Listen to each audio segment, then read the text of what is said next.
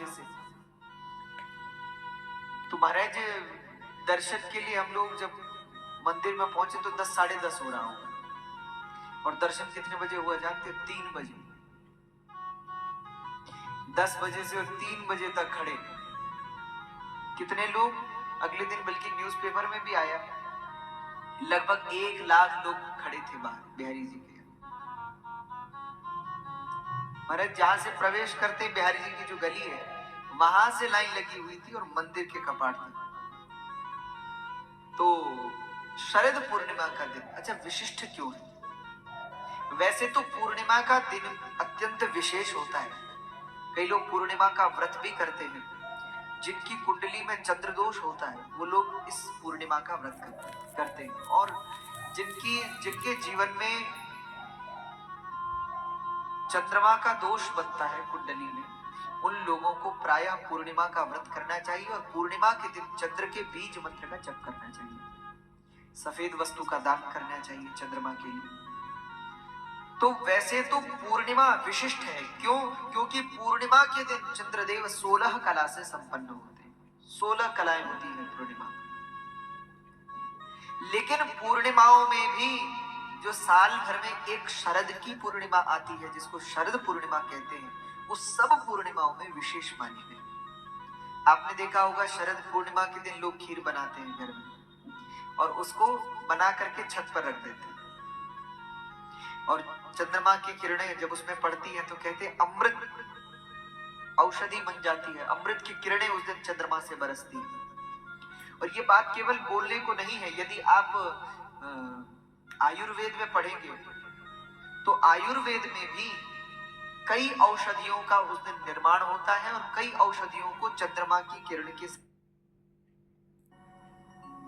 अच्छा, ये रात्रि भी कोई सामान्य रात्रि नहीं। जिस रात्रि का वर्णन भगवान गीता में कह रहे हैं, या निशा सर्वभूतानां ततेह और योगी जानते, ये कोई सामान्य रात्रि नहीं। जिस रात्रि का वर्णन भगवान ने गीता में किया है वही रात्रि। आज भगवान न जाने क्यों आधी रात में वंशीवट पर चले गए, और वंशीवट पर बैठे, और बैठ करके भगवान ने वंशी बजाने लगे। भगवान ने अपनी योग माया को धारण किया। पूरा वन अब तक शांति में लीन था, मौन में लीन था। कलकल करती हुई यमुना जी प्रवाहमान होती है।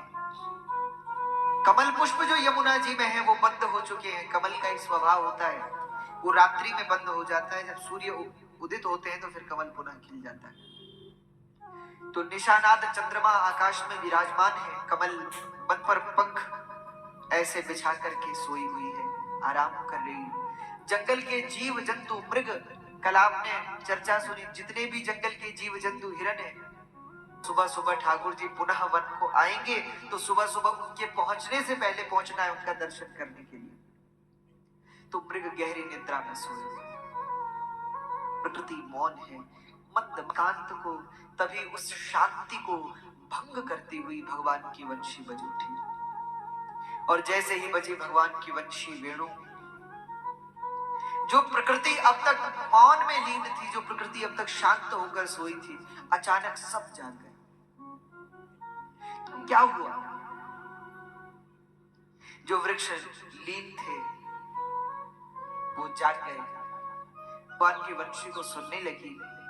जो मृग अपने गुफाओं में सोए हुए थे वो मृग अपने घरों से।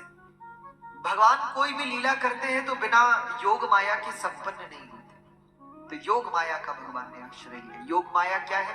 तो योगा यया स योग, स्मरण करते हैं और प्रकृति जड़ से चेतन नहीं चैतन्य हो जाती है। अपने घरों में तो जवलोल कुंडला निशम्य गीतम तद अनंग वर्धनम व्रज स्त्रियः कृष्ण गृहीत मानसा। जैसे ही भगवान ने वंशी बजाई तो मानो प्रकृति में अनंग वर्धनम, अनंग का अर्थ होता है काम, काम प्रवाहमान।